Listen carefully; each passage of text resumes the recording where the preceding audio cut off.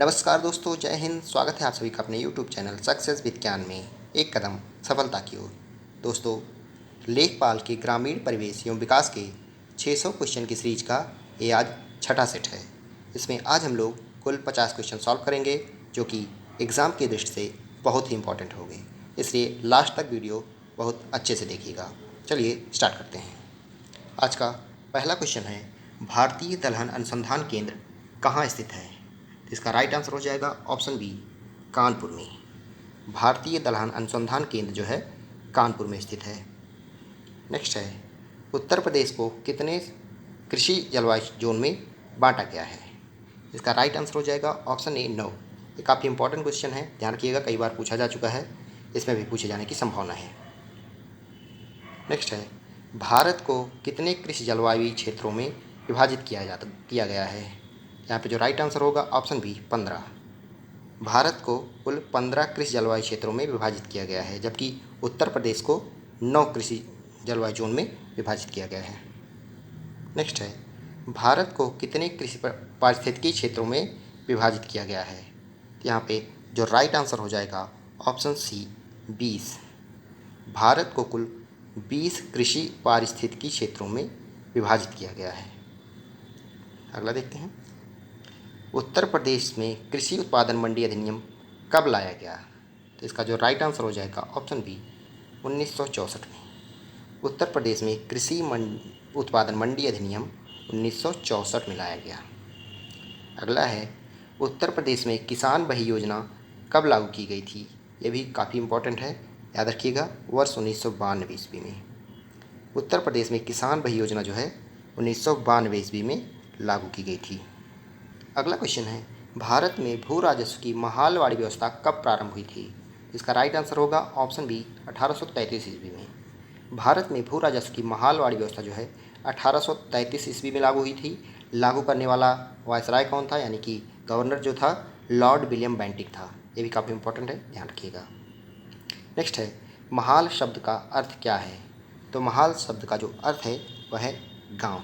Option A इसका बिल्कुल correct है। नेक्स्ट है, महालवाड़ी प्रथा को किसने शुरू किया था? तो यहाँ पे पूछा गया कहाँ, किस जगह सबसे पहले शुरू किया गया? तो आगरा एवं अवध में सबसे पहले महालवाड़ी प्रथा की शुरुआत हुई। नेक्स्ट है, उत्तर प्रदेश में सीमांत कृषक किन्हें कहा गया है? इसका राइट आंसर हो जाएगा ऑप्शन बी, जिनके पास 1 हेक्टेयर से कम भूमि हो। लगभग 0.83 हेक्टेयर जिनके पास भूमि होता है उनको सीमांत कृषक कहा जाता है, यानी 1 हेक्टेयर से कम। नेक्स्ट है, धूसर क्रांति किस क्षेत्र से संबंधित है? धूसर क्रांति यानी कि ग्रे रेवोल्यूशन जो है उर्वरक उत्पादन से संबंधित है, ध्यान रखिएगा। नेक्स्ट है, निम्न फसल समूहों में से किसके उत्पादन में उत्तर प्रदेश संपूर्ण देश में अग्रणी है? चना, गेहूँ, जौ, गेहूँ, गन्ना, आलू, गेहूँ, जौ, मूंगफली, चना, गेहूँ, सरसों। तो यहाँ पे राइट आंसर हो जाएगा ऑप्शन बी, गेहूँ, गन्ना, आलू। गेहूँ, गन्ना, आलू में उत्तर प्रदेश का पूरे भारत में पहला स्थान है। अगला देखते हैं, उत्तर प्रदेश में खरीफ फसल की बुआई होती है। तो खरीफ फसल की बुआई जो होती है जून जुलाई के आसपास होती है। वहीं रबी की फसल की बात करें तो अक्टूबर नवंबर में रबी की बुआई की जाती है। नेक्स्ट है, निम्न में से कौन सा या से भूमि सुधार के अंतर्गत आते हैं? सहकारी खेती, काश्तकारी सुधार, चकबंदी, ये सभी। तो राइट आंसर हो जाएगा ऑप्शन डी, ये सभी। नेक्स्ट है, उत्तर प्रदेश में सिंचाई के मुख्य साधन हैं। तो आप लोग को पता होगा उत्तर प्रदेश में सबसे ज़्यादा जो सिंचाई की जाती है नलकूप के द्वारा। तो नलकूप तो नंबर 1 हो जाएगा। उसके बाद नहर का नंबर आता है, फिर तालाब और कुएँ, फिर अन्य साधन, यानी पहले नंबर पे होगा नलकूप। इसका बी ऑप्शन करेक्ट हो जाएगा, नलकूप, नहर, तालाब और कुएँ और अन्य साधन। ऑप्शन बी करेक्ट है। नेक्स्ट क्वेश्चन है, स्वर्ण जयंती ग्राम स्वरोजगार योजना शुरू की गई। ये काफ़ी इंपॉर्टेंट है, इसको ध्यान रखिएगा। तो ये शुरुआत की गई थी इसकी अप्रैल 1999 में। स्वर्ण जयंती ग्राम स्वरोजगार योजना जो है अप्रैल 1999 में शुरू की गई थी। नेक्स्ट है, सामुदायिक विकास कार्यक्रम कब प्रारंभ किया गया था? इसका राइट आंसर हो जाएगा ऑप्शन सी, 2 अक्टूबर 1952। 2 अक्टूबर 1952 को सामुदायिक विकास कार्यक्रम प्रारंभ किया गया था। नेक्स्ट है, निम्नलिखित में से कौन सी संस्था ग्रामीण उद्योगों की स्थापना हेतु दीर्घकालीन साख उपलब्ध कराती है? तो यहाँ पे राइट आंसर हो जाएगा ऑप्शन ए, खादी एवं ग्रामोद्योग आयोग। खादी एवं ग्रामोद्योग आयोग जो है ग्रामीण उद्योगों की स्थापना हेतु दीर्घकालीन साख यानी लंबे समय के लिए ऋण उपलब्ध कराती है। अगला है, 20 सूत्री कार्यक्रम किस प्रधानमंत्री के कार्यकाल में प्रारंभ किया गया? ये भी इम्पोर्टेंट है। तो यहाँ पे राइट आंसर हो जाएगा ऑप्शन सी, इंदिरा गांधी। इंदिरा गांधी ने 20 सूत्री कार्यक्रम जो है गरीबी हटाओ के तहत 1975 ईस्वी में प्रारंभ किया था। इसके बाद इसमें काफ़ी चेंजेस करके इसको क्या कहते हैं, अलग तरीके से लागू किया गया। 1982 में इसमें चेंज किया गया, 1986 में, उसके बाद आखिरकार 2006 में इसमें जो है चेंज करके यही लागू किया गया है 2006 वाला 20 सूत्री कार्यक्रम, याद रखिएगा। नेक्स्ट है, निम्नलिखित में से कौन सा ऐसे कार्यक्रम भारत में हरित क्रांति कार्यक्रम का आधार बनी? यहाँ पे राइट आंसर हो जाएगा ऑप्शन बी, सघन कृषि क्षेत्र कार्यक्रम। सघन कृषि क्षेत्र कार्यक्रम जो है भारत में हरित क्रांति कार्यक्रम का आधार बना था। अब बात कर लेते हैं हरित क्रांति की। तो हरित क्रांति यानी कि ग्रीन रेवोल्यूशन का जनक ऑल ओवर कौन माना जाता है? तो नॉर्मन ई बोरलॉग। उसके बाद अगर भारत में पूछे भारत में हरित क्रांति का जनक कौन है, तो MS स्वामीनाथन। नेक्स्ट है, राष्ट्रीय ग्रामीण पेयजल कार्यक्रम एक हिस्सा है। यहाँ पे राइट आंसर हो जाएगा ऑप्शन बी, भारत निर्माण का। राष्ट्रीय ग्रामीण पेयजल कार्यक्रम भारत निर्माण का एक हिस्सा है। नेक्स्ट देखते हैं, भारत में भूमि सुधार के किस कार्यक्रम को सर्वाधिक सफल कहा जा सकता है? चकबंदी, भूमिहीनों को भूमि का वितरण, जमींदारों का उन्मूलन, इनमें से कोई नहीं। तो ऑप्शन सी करेक्ट हो जाएगा, जमींदारों का उन्मूलन। भारत में भूमि सुधार के जो सबसे ज़्यादा सफल कहा जा सकता है वो है जमींदारों का उन्मूलन। निम्नलिखित में से कौन सा ऐसे सूचकांक सामाजिक विकास को इंगित करता है? लिंग संबद्ध विकास सूचकांक, मानव निर्धनता सूचकांक, मानव विकास सूचकांक, या ये सभी? यहाँ पे राइट आंसर हो जाएगा ये सभी। नेक्स्ट है, प्रधानमंत्री ग्रामोदय योजना में सम्मिलित नहीं है।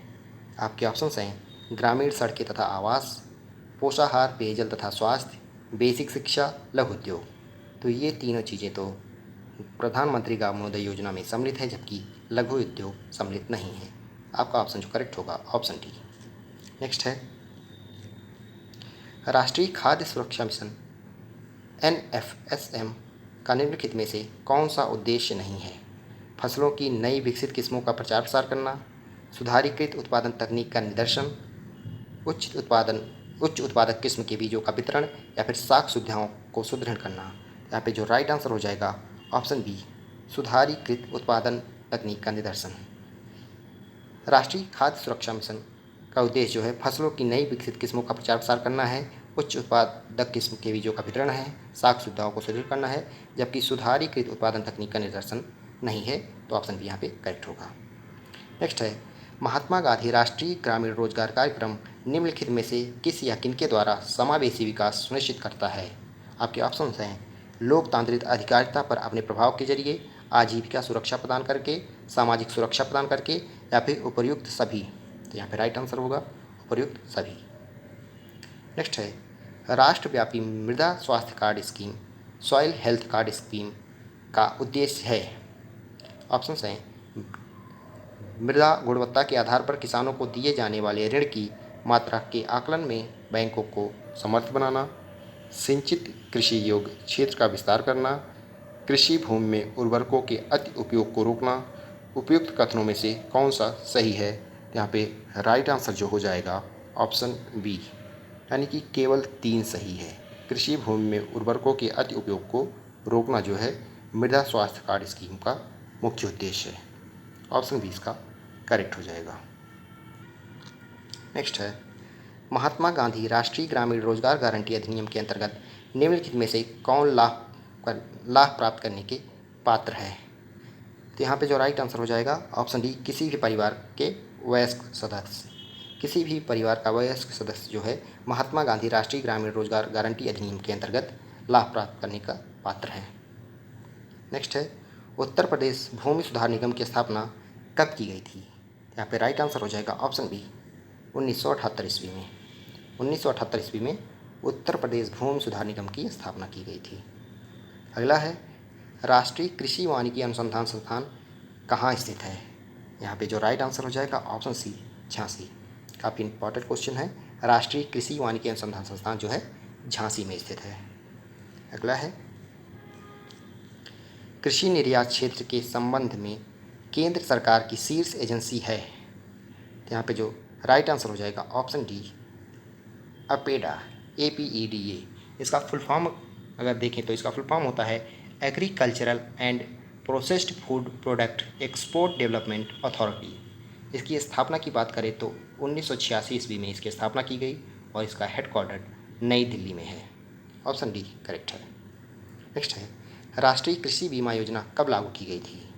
इसका राइट आंसर हो जाएगा ऑप्शन ए वर्ष 2000 में। राष्ट्रीय कृषि बीमा योजना जो है वर्ष 2000 में लागू की गई थी। अगला है ताजे फल के उत्पादन में भारत का कौन सा स्थान है। तो ताजे फल के उत्पादन में भारत का जो स्थान है वो दूसरा है, जबकि पहले स्थान पर चीन है। ध्यान रखिएगा। किसान क्रेडिट कार्ड कितने वर्ष के लिए वैध होता है। तो किसान क्रेडिट कार्ड जो है 5 वर्ष के लिए वैध होता है। ऑप्शन डी करेक्ट है। अगर पूछ ले किसान क्रेडिट कार्ड योजना शुरू कब की गई तो 1998 ईस्वी में इसकी शुरुआत हुई थी। नेक्स्ट है प्रधानमंत्री फसल बीमा योजना किस वर्ष लागू की गई थी।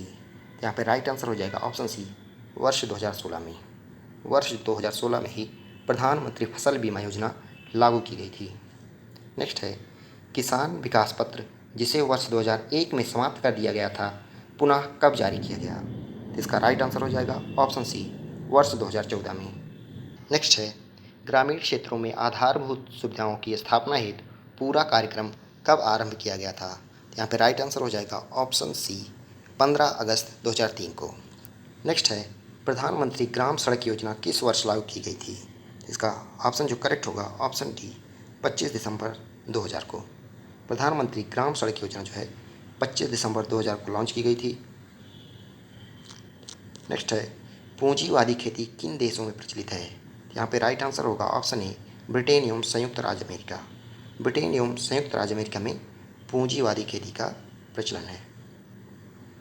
प्रत्येक गांव की भूमि का मापन क्या कहलाता है। यहाँ पे राइट आंसर होगा ऑप्शन बी जिल्द बंदोबस्त। प्रत्येक गांव की भूमि का मापन जिल्द बंदोबस्त कहलाता है। नेक्स्ट है 1 हेक्टेयर में कितने बीघे होते हैं। तो 1 हेक्टेयर में जो होता है 4 बीघा होता है। ऑप्शन सी बिल्कुल करेक्ट है। अगला देखते हैं समेकित बाल विकास परियोजना किस वर्ष प्रारंभ की गई। तो इसका राइट आंसर हो जाएगा ऑप्शन ए 1975 ईस्वी में। 1975 ईस्वी में समेकित बाल विकास परियोजना प्रारंभ की गई थी। अगला देखते हैं भारत में कुल क्षेत्रफल का कितने प्रतिशत भाग शुद्ध बोया गया क्षेत्र है। यहाँ पे जो राइट आंसर हो जाएगा ऑप्शन बी 47%। भारत में कुल क्षेत्रफल का 47% भाग जो है शुद्ध बोया गया क्षेत्र है। नेक्स्ट है जो कि काफ़ी इंपॉर्टेंट है जननी सुरक्षा योजना कब आरंभ की गई। तो इसका राइट आंसर हो जाएगा ऑप्शन डी 12 अप्रैल 2005 को। जननी सुरक्षा योजना जो है 12 अप्रैल 2005 को प्रारंभ की गई थी। अगला देखते हैं दिसंबर 2005 में प्रारंभ भारत निर्माण योजना के कितने घटक हैं। यहाँ पे जो राइट आंसर हो जाएगा ऑप्शन बी 6 घटक हैं। दिसंबर 2005 में प्रारंभ भारत निर्माण योजना के कुल 6 घटक हैं। नेक्स्ट है प्रधानमंत्री आदर्श ग्राम योजना किस वर्ष लागू की गई थी। यहाँ पे राइट आंसर हो जाएगा ऑप्शन बी जुलाई 2010 में। जुलाई 2010 में प्रधानमंत्री आदर्श ग्राम योजना लागू की गई थी। नेक्स्ट देखते हैं उत्तर प्रदेश गौवध निवारण अधिनियम किस वर्ष पारित किया गया। यहाँ पे राइट आंसर हो जाएगा ऑप्शन बी 1955 ईस्वी में। उत्तर प्रदेश गौवध निवारण अधिनियम 1955 ईस्वी में पारित किया गया था। नेक्स्ट है उत्तर प्रदेश में एकमात्र राष्ट्रीय उद्यान कौन सा है। आप लोगों को ये पता होना चाहिए, वो है दुधवा राष्ट्रीय उद्यान जो कि लखीमपुर खीरी में स्थित है। नेक्स्ट है प्रधानमंत्री आवास योजना 2018 के तहत किस वर्ष तक सभी लोगों को आवास प्रदान करने की घोषणा की गई थी। तो घोषणा तो की गई थी 2022 तक।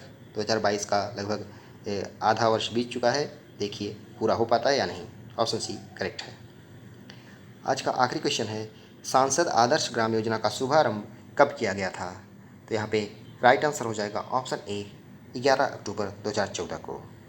11 अक्टूबर 2014 को सांसद आदर्श ग्राम योजना का शुभारंभ किया गया था, जो कि प्रधानमंत्री नरेंद्र मोदी का ड्रीम प्रोजेक्ट है। तो दोस्तों आज बस इतना ही।